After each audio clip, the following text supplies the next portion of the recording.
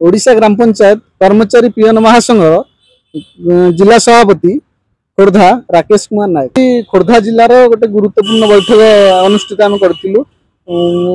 सबु ग्राम पंचायत पीएन मान नहीं जेहेतु सरकार सबु किसी कार्य है पीएन मैंने अवहेला होगी पड़ी मासुक दरमा ना कि कौन तो आमर कि गोटे ना सर्वनिम्न मजूरी केमती पाइबे ग्राम पंचायत पीएन मैंने से आज गुरुत्वपूर्ण बैठक करूँ जदि सरकार विधानसभा पूर्व आम कथा किसी विचार न करती आम आगामी दिन अधिवेशन आंदोलन को बोली आज मत प्रकाश। शिवकृष्ण बेहरा ओडिशा ग्राम पंचायत पीएन कर्मचारी महासंघर कोषाध्यक्ष जिलार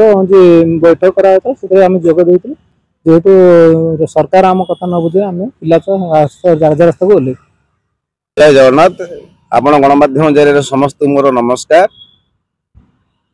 आज खोर्धा जिला स्तरीय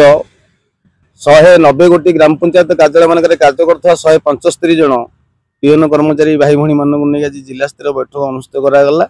यही जिला स्तरीय बैठक में आमर 10 गोटी दाबी मुख्यतः माननीय मुख्यमंत्री उद्देश्य आम दाबी उपस्थापन कलु जेहेतु विगत दिन मानक सरकार टंका 1000 लाखा आडिशनाल सपोर्ट मनी आमको प्रदान कर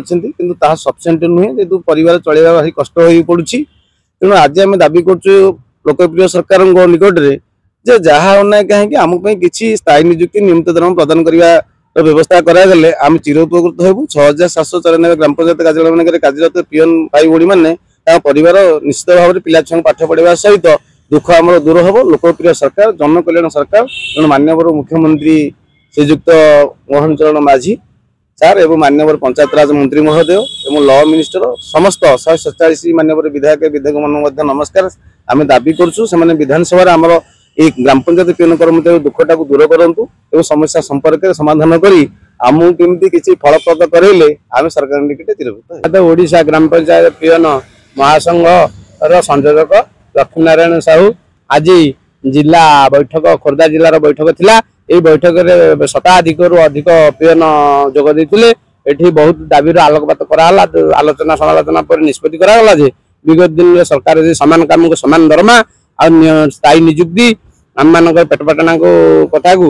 सरकार हृदयंगम कर आम कथा तुरंत विचार करेंगे सीधा अधिवेशन में विचार को आम अपेक्षा कर पूर्व जदि होगा नचेत आम आंदोलन को ओह्लैबू।